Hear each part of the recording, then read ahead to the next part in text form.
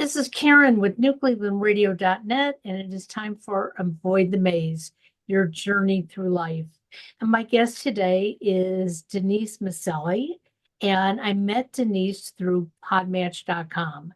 And it's been a wonderful experience for me because I'm finding like-minded people there that share this need to inspire others, not because they're better than anybody else, but they've experienced it. And sometimes we sit in our homes or in the maze stuck because we think we're the only ones who are lost. And the reality of it is we're all lost and we just need a guiding hand. So, Denise, welcome to Avoid the Maze, and give us a little bit of background because we don't wake up one day when we're 5 or 10 or 15 years old and say, hey, this is what I want to do in life. Typically, we have totally different dreams. So, give us some background. Okay. Thank you so much, Karen, for having me on. I really love the whole theme of this podcast. Yeah, so I from a very young age had to find ways to soothe myself due to just, the family structure that I was born into. And so as a very young child, I connected with nature. I found myself, I guess, finding peace in that. And of course, this is looking back and reflecting. At that time, I just was being a kid, right? We Right. all just do what we do and we don't have all that external stuff on us.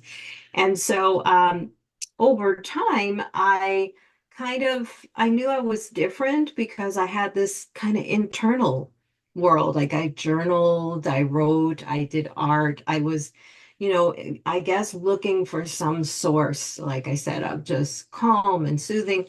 And so um, I realized though that I kind of developed a resiliency at that age that I was unaware of until later, that I learned that there are things that we can do to find joy no matter what's happening around us.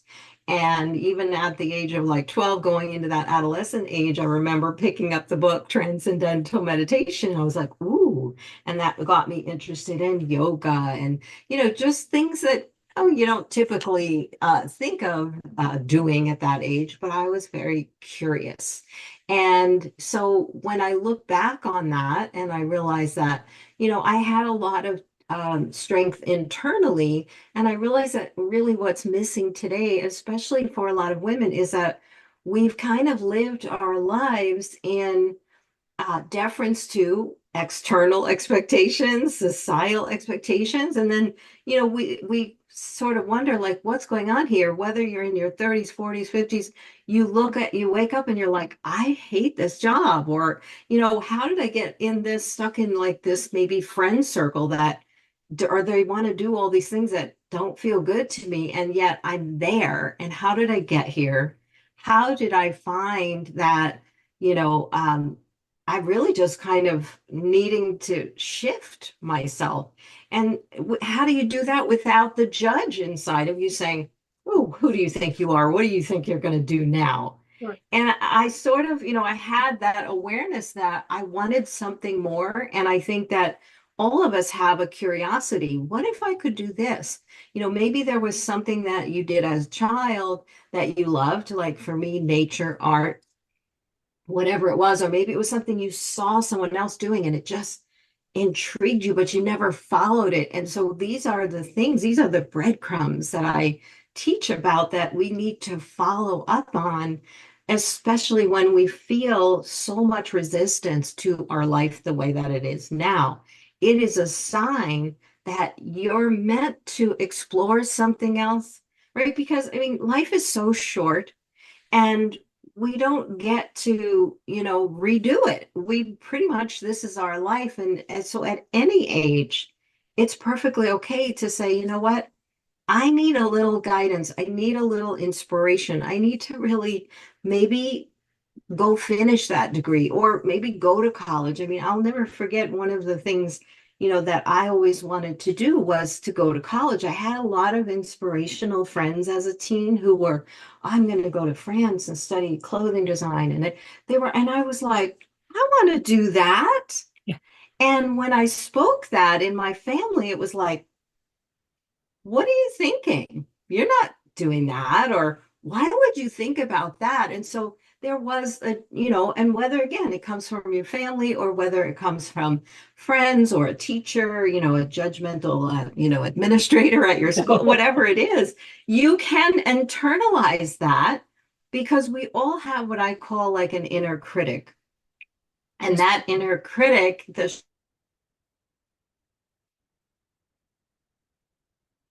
You froze on us. I'm going to put. all right. So, yeah, what really inspired me to want to help others is because I've done all this inner work myself and uncovered that when those voices of the judge and the critic and all of that, they automatically pop up, if we do the inner work, we begin to recognize that. We begin to slow it down. And what that does is it creates space to listen to our heart, to listen to our intuition, which is we all have it. So many people say, "Oh, I don't trust my intuition or I don't have a good intuition." What that means is they're so mired in those saboteur kind of self-sabotaging energies because they've listened to it from family members, people we love, friends, whatever. We just, we internalize those external messages and then they become part of who we are, but they are not who we are. So Exactly. having been, yeah, and and so that I like to use the example of, wanting to go to college in a family I was the first one. I actually did do it, and I was 17. And I remember even my guidance counselor was like, Denise, you're just not a shoo-in for this.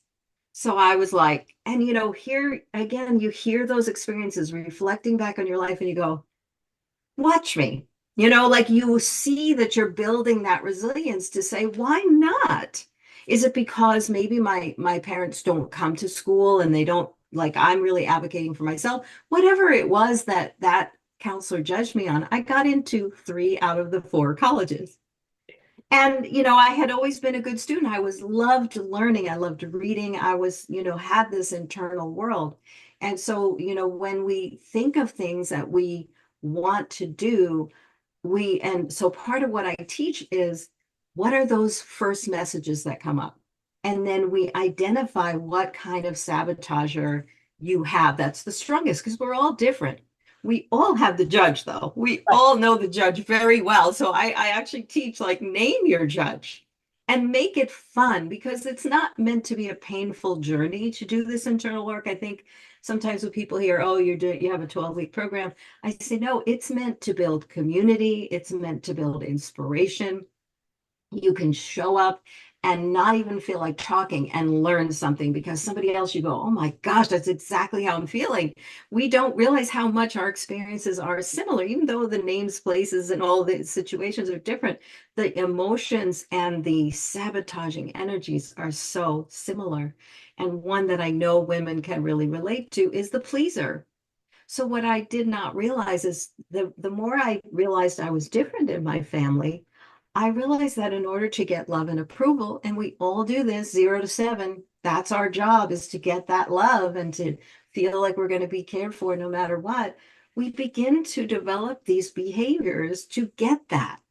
So if it means that, I've got to kind of hide when I do this stuff, like my art, or, sneak out and go into the woods and find a special place. If I feel like I'm not going to be appreciated for that, then I'm going to show a different side.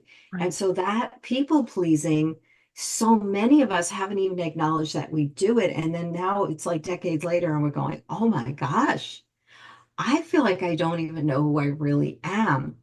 And I came to that pretty early on because I think the resistance was so strong against me, articulating when I wanted something different, like going off to college early. It was in a sense, we can turn that on a dime and say, okay, it can be keep you stuck, but it can also be the thing that drives you to say, wait a minute, right? And not all of us have that, but I think that's what makes me feel like I want to help other women, is to say, let's find that thing that gets you so excited. Just the thought of like having a career and being college educated. I didn't even, honestly, Karen, I didn't even know what I wanted to study. I just was like, I want to expand my mind. I want to be away from all of this and see what my life could be like. And I just took off from there. Now, and then over the years, I changed careers a couple of times because I was able to say, you know what, you did that before. And I'm not going to say I woke up and just did it. It takes some time to kind of work through those energies of like, what you want to do, what now? So, but I've been blessed because I had a 10-year career as a chef, and I realized that my health was suffering and that I felt very tired all the time. And I was only in my late 20s. And I said, I think I want to go back to college, because when I started college, I wasn't sure. I just took everything. I was like undecided, undecided. And after 3 semesters, I became a chef because I actually loved being, and that was my part-time job, and it turned into my full-time job for all that time. So using that example, I feel like, it has helped other women to say, you know what do I have to lose, right? I always have the career, or the old friends that I can go back to, but if I want to do something different, I have to begin to uncover what those voices are that are holding me back, so I can access my intuition and learn to love and trust yourself,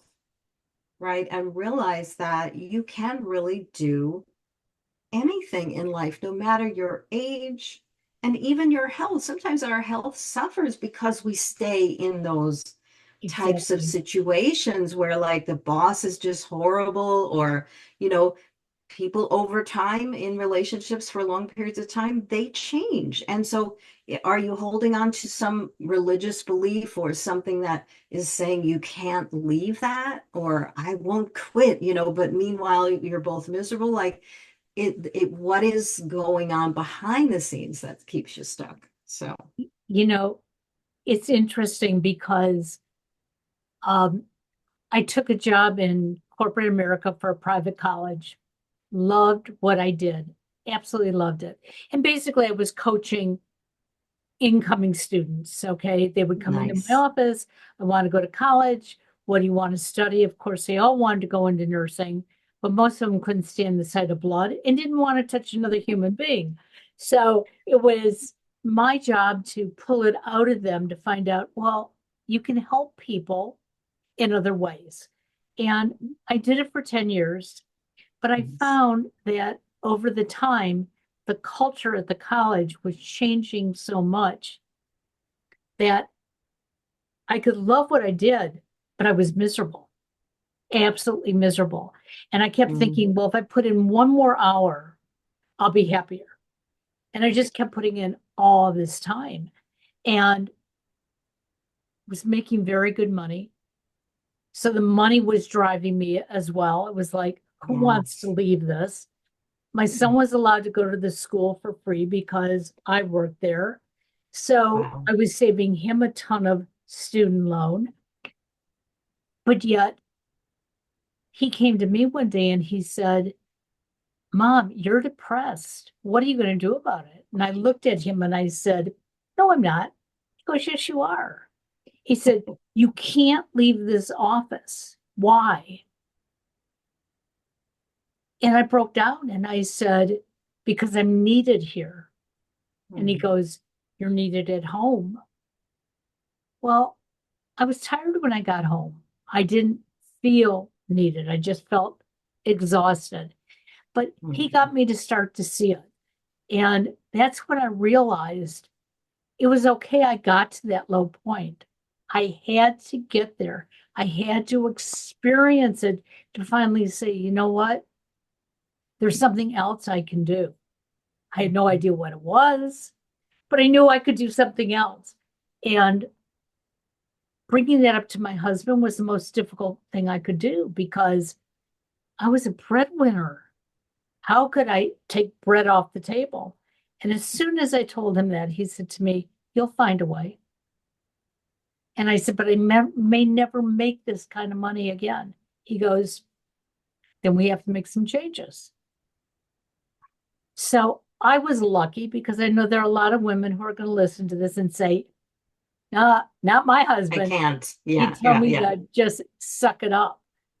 But sometimes we have to fight that of sucking it up because, like you said, it's going to hurt us emotionally. It's going to hurt us physically. And I was on a weight loss program and I was losing weight, but faster than I should have. And that should have Hmm. been a sign that I was not well. And I didn't Hmm. realize it. And thank God for my son who said, "Hey, mom, you're depressed," and for me to fight him on it. But Yes. what I hear you talking about is something that most of us don't want to admit. And that's this voice inside of us that sort of tells us, "Nah, Denise, don't do that." You know, you know, your friends may not like you if you do that. Or, "Hey, you can do this." And then you go out and you say that to the world, and people look at you and go, "Are you crazy?" And then you Mhm. begin to hear that word again in your head that you're crazy.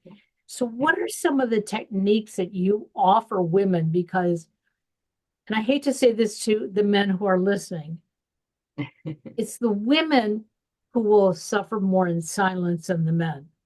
Okay. Men tend to Yes. either find a way out, and sometimes it's not the healthiest way, but they find a way out. Whereas women feel, "I just got to keep doing this over and over again." Absolutely. And I think, culturally, we don't realize how much that sort of is an underlying theme, right? And of course, depending on your family's cultural background, it could be stronger than others. For mine, there was an expectation that like women were really, it's very old school, but women were really supposed to get married and have kids, or you could be like a secretary but that's kind of what was generationally in my Right. family. So we have that going on. And what do men have? They have to be strong, silent, right? They deal with it in their own way. And so what you're saying is absolutely 100%. And so what really changed it for me, and it started with the roots of meditation, which is going inward and learning like that you have this internal wisdom. And what happens is it gets buried in all of those self-sabotaging behaviors. And so I call them the inner saboteurs. So what I do is I teach for the first half of that 3-month program methods to access that. Because here's the thing, we can talk about goals and, like when we do weight loss, I used to help people with that journey as well, like improving their overall wellness. But when we consciously do it, it is in the part of our brain that is logical and reasoned and perhaps that's why men achieve like in a certain way. But I feel like with women, we have to get in touch with our feelings. And our feelings are sometimes the thing that get tangled up with these saboteur energies. So, for example, that self critic, I think that we have that a lot because we have so many roles, right? We are the partner, the wife, the employee, or maybe the business leader of our own business, and the parent, and then some of us are parenting, trying to watch out for our parents. So we've got all of these roles, and it feels like I can't take this time for myself. It feels selfish. So we've got this judgment of ourselves. And even though, like you did, you said, you're right, your son was right saying that you're just not happy. I can see it, mom. Like if he hadn't done that, you could still be there. And Oh, so, absolutely. when we realize that we are not happy, sometimes even admitting it is like the big stumbling block. Because again, it's like the expectation, making really good money. And so it boils down to is I have helped people develop practices such as just taking a moment and taking a couple of deep breaths. It doesn't have to be a full-blown sitting in, a position and oming. I think sometimes people have a view of meditation that seems very unapproachable. So what I've learned is that we can do very quick 1 minute different types of activities. For me, it's always been breath. But one thing that I'm learning, because so many of us are ADHD with all the signals coming at us and all the tasks, right? That it's connecting to your body, feeling your body in the seat, noticing any sensations. Because here's the other thing: how are you going to take care of yourself if you're not tuned into how you feel? So if you're sitting a long time staring at multiple screens, right, you're going to suddenly notice, you know what? I probably need to get up and stretch. So it's connecting with your body, using breath. And so that's what's taught in the first few weeks. And it starts by taking a Saboteur test. And it's been taken by over 1 million people. You take this test and it tells you your top three. And it teaches this program teaches about like your inner judge and what it's been telling you. And then, for a lot of women, I can't tell you, the scoring is 0 to 10 have come out like 8, 9, or 10 in pleaser. And so what is that? That helps us to determine and I love the work in a group because having women together in a group, like I said, we learn from each other. It's not about, there is teaching involved and there's some practices that are encouraged every single day, because here's what I've learned. Out of all the different therapies I've tried and all of that, because I'm very curious and I studied psychology as well. And what I know is consciously talking about it is not enough to create lasting change. We have to really unravel in the subconscious mind, how did this get here? And not focusing so much on like the events that brought it, but looking at, like I did, just themes of my life that kind of showed me that, you know what, I was willing to take a chance. I was willing to face people not liking what I was choosing. And that I find is like so transformational for women to begin to speak their mind and to begin to say, I want to do something different. And so we work on it through these little short practices, and it has an app with it so that you keep track of it. And there's videos that come up, 2 3 minute videos to teach you each different strategy. So one that really works is tactile, just stopping, closing your eyes and just feeling your fingers rubbing together. So there's all these different strategies like that that help you get more in touch with your subconscious mind, and insights just pop in.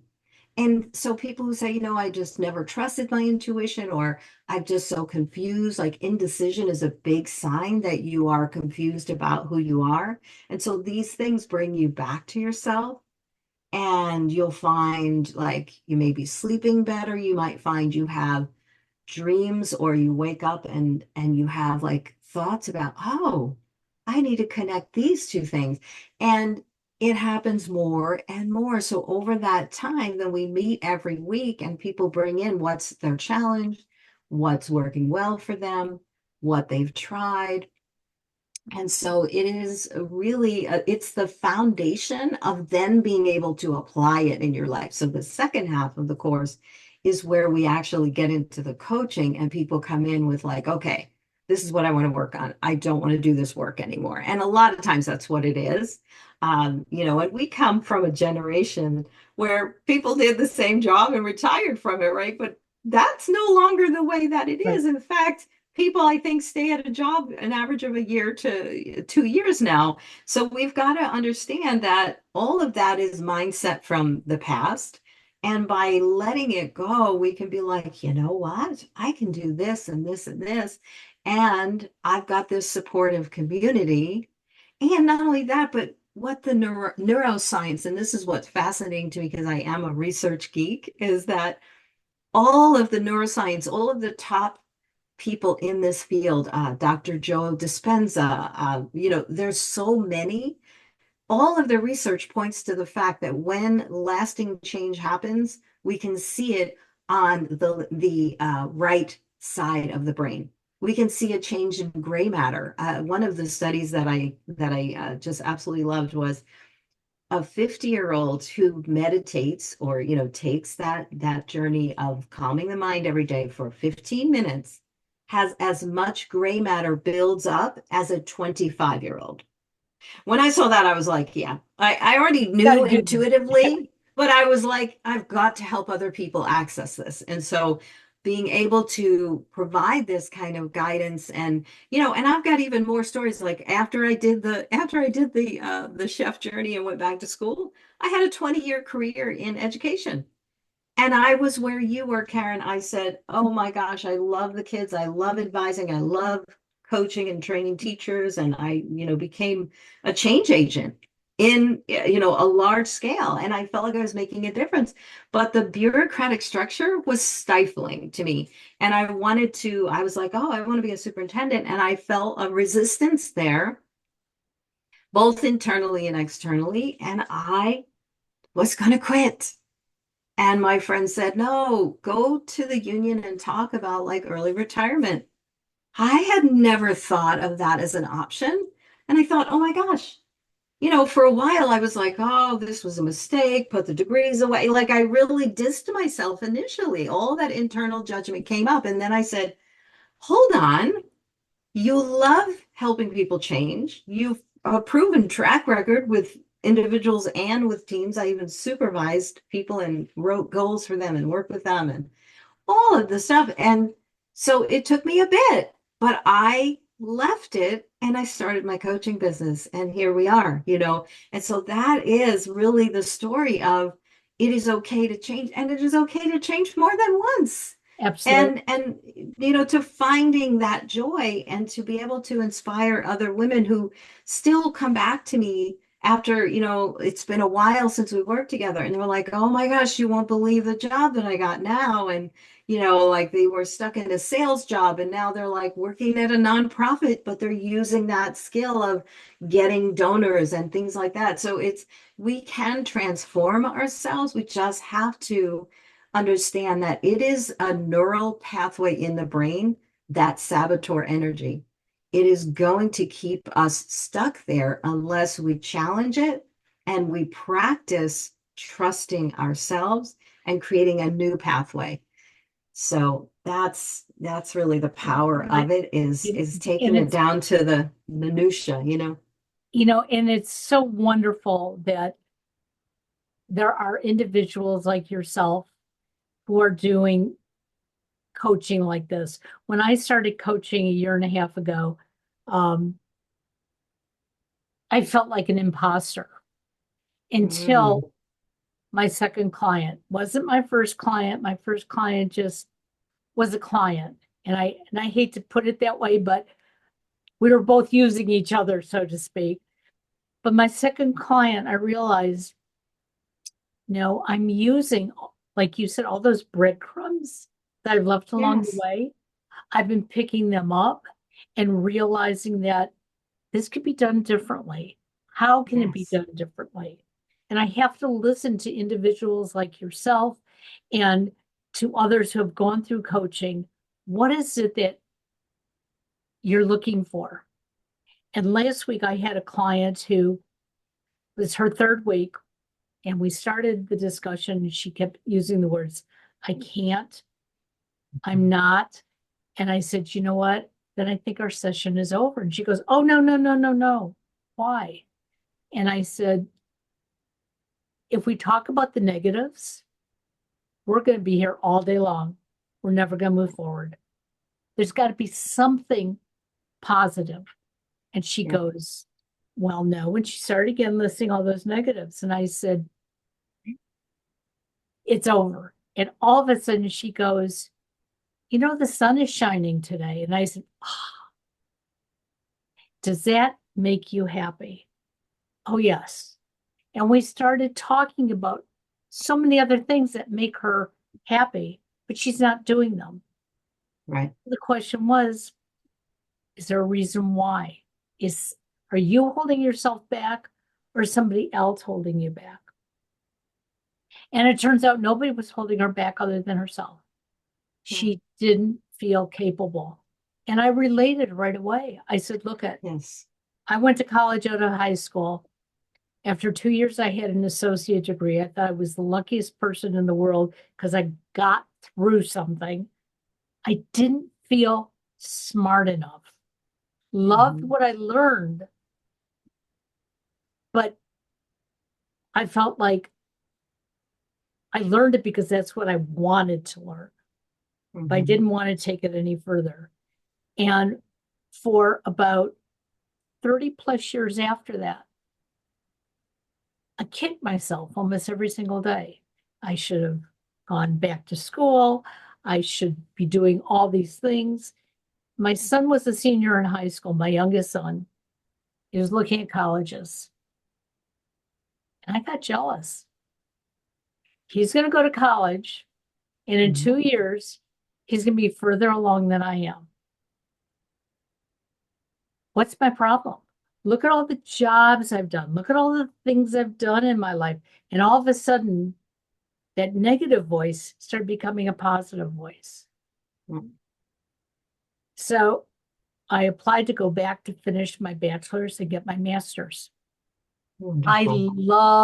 I found out I loved learning. Now, I wasn't sitting in a classroom, I did it online, Sure. but in some ways it's harder because you better understand what you're doing, because if you don't, you have nobody really there to support you. And so when I completed the degree, I wasn't sure I was ever going to use it, but it was like, I have it. And I've teased my family. On my gravestone, it's going to say, and mom completed her master's degree. But that's what keeps me positive, because I Mm-hmm. know I'm able. So I know the women you talk to, the women I talk to, there's something deep inside that can That's make it. calling them. Yes, that's absolutely calling them. And I want to touch on something that you talked about with the conscious statements because, and like I told you, I tried a bunch of different things because I felt like, wow, this family stuff just keeps coming up. I don't want to be living my life in that shadow. Right. And so I did, EMDR. I tried a bunch of different things. And I found that if it was any way conscious coaching where I was talking explicitly, and I did have memories that came up that were kind of puzzling and like, just deeply saddening. In fact, I began to get more sad through the therapy sessions because it was bringing up stuff that like was painful and it was hurtful and it made me feel different. It made me go, oh, that's why I felt that way. And so again, not to diss therapy because I do think it has a purpose, but often what can happen is we do that laundry listing of what's not working. And I do believe, being this person that has had this spiritual side with meditation and yoga and connecting with mind and body, I do believe that energetically what we're talking about and how we speak about ourselves, it manifests in our lives. And so I work a lot on that too in my course because I say, like, what do we want to create even around each week? And I teach the power of using an I am statement, and I can't is the literal opposite of that. And I got a lot of family members that are stuck on I can't, and so you have to kind of realize that maybe you have that influence in your life to such a high level that it's kind of hurting your own energy. And how can you begin to look around? And we do this like weeding the garden and say, I want to surround myself with a different energy, because then what starts to happen is not only do you make friends in the group, but you also begin to, like you're finding through podcasts, same with me. I'm meeting the most amazing people. But then when I go out in the world and away from my camera and Zoom, I'm meeting them in real life as well. And they are there. I think people get so discouraged about all the changes that are trying to happen. And I say, look, sometimes things have to fall apart for people to step up and recognize, and whether it's globally, in our country, in our community, that we have to behave differently if we want something different. And so that's why I believe that, and based on all of the neuroscience research, we can now show that it is the work on that other part of our brain. Some people call it the subconscious, or just the sage part of our brain, that is the deeper work. And that is why when people try, for example, to stop people pleasing, there's a number of books about it, there's a number of great authors on it and therapists on it. But the problem with it is people feel a lot of resistance when they think about stating their needs. And what that does really, by allowing other people to run over our own needs, we do lose touch with who we are. Because, then we wonder why we feel resentful when we overgive or, auto advice give. I've made a term about that. Auto advice giving is something that we do. And even as parents and teachers or whatever, it's important to realize we can ask a question, even as coaches. It's so much more powerful to say, is that really the statement you want to make about yourself? How can you, like you did, you told her, like, I need you to think about what brings you joy. There's something, there is always something you can focus on. And if you spend the majority of your day giving into those patterns that are, we know they're well worn in the brain, but they are not coming from our sage, or they're not coming from the right side of our brain, which is sage. And so we teach not only who the saboteurs tours are in you and how to begin to recognize them before you open your mouth.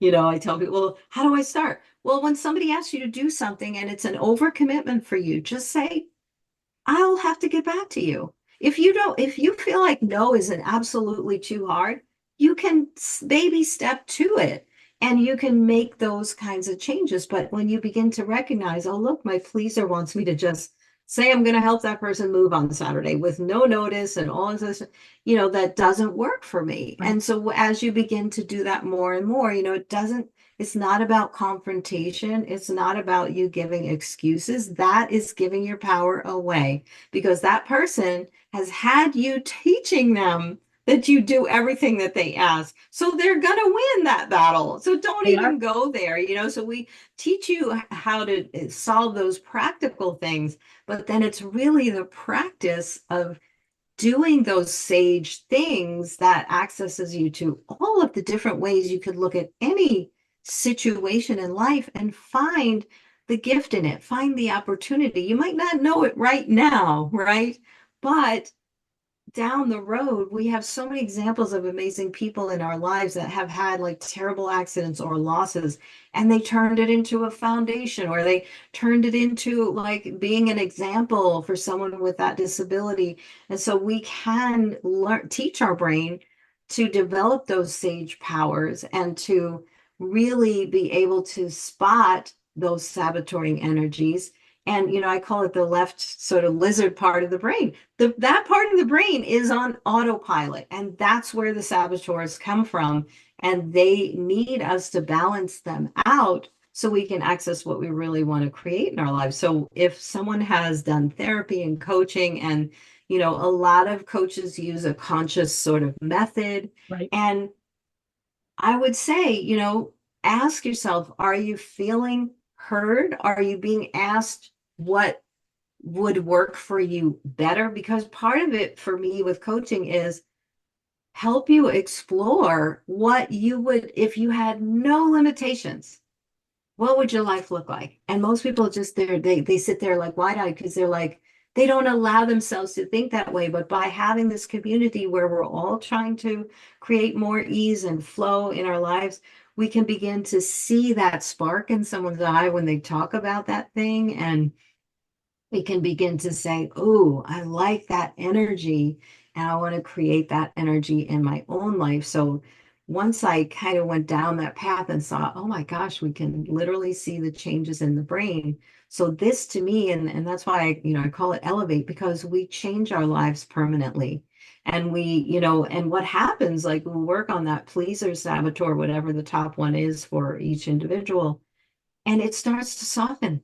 It starts to not be an issue, and you start to be able to look at it and go, oh, I would have just said yes to that, in the past, but now I feel okay and I feel seen. I feel more authentic because I'm being real and saying, hey, you know what? I've made a promise to myself. I'm going to be getting to bed by this time because I sleep so, and just you're actually teaching other people how to be healthier too, like for, in that example, whatever it is, but you're teaching them who you really are so that they can begin to respect you and admire you, or if they go, oh, you're not going to be drinking with us anymore, like, fine, then maybe it wasn't a good match anyway. And that's okay. Doesn't mean that I'm not a worthy person of, maybe finding some friends who want to do something other than go to happy hour or so, whatever the Uh, case may be, right?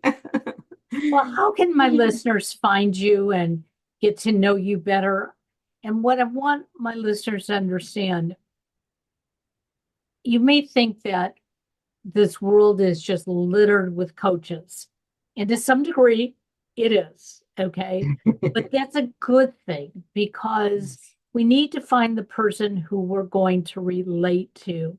And I have Yes. two absolutely wonderful coaches that I work with on a regular basis. And one knows me so well that sometimes she Mm. will call me and go, Karen, how are things going today?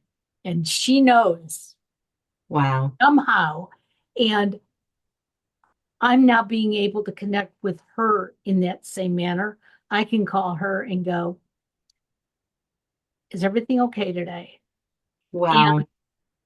it's it is a community, but Yeah, you have to want to be part of it. You need exactly. to commit to the fact that whatever you did in the past, you needed to do, but you don't need to Yes. redo it. And I'll tell Yes. you, it's a great feeling when I can say to my husband, I'm just not in the mood to cook dinner tonight. And he'll just look at me and go, well, you don't want me to cook for you, so I guess we're going out.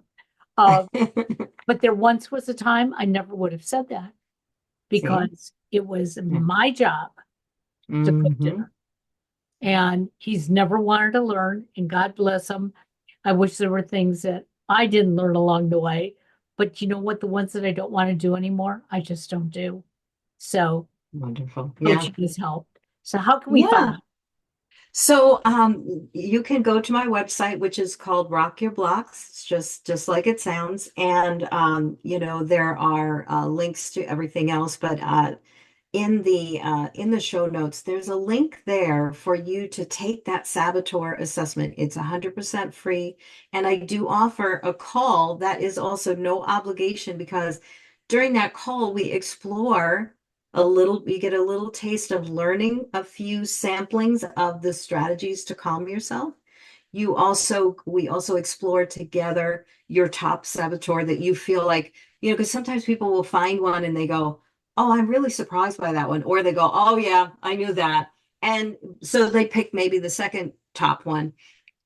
And you actually can gain a ton of insight just from having that call. It might identify a saboteur for you that now you can be tuned into in the future. So I highly recommend that you do it. Like I said, they're both no obligation, but they introduce you to why this work is so different. And just know that, I 100% agree with you, Karen. Like, yes, we have a lot of coaches, but you know what? We have a lot of people who are unhappy and the world needs to work on this right now. So if you're looking for someone to really inspire you and to hold that space for you that feels safe and that feels really acknowledging and seeing who you are, where you are without the judge, because I work on the judge Yep. every single day. So that's what I offer. And yes, please reach out and take that free. It's a link to my calendar, but the link to the test is in there. So you can go ahead and take the test and then find a time on my calendar for that free session because it's Sounds it's wonderful. really And all worth that it. information will be in the show notes. So if you're listening and you're going, hey, I forgot, just go back to the show notes, Wonderful. or re-listen to the podcast. That'd be okay too. In the Yes. meantime, Denise, thank you so much. Sorry for some of the technical difficulties, but we got the message out, and I certainly appreciate you. Have a great Thank day. you so much, Karen. I appreciate you.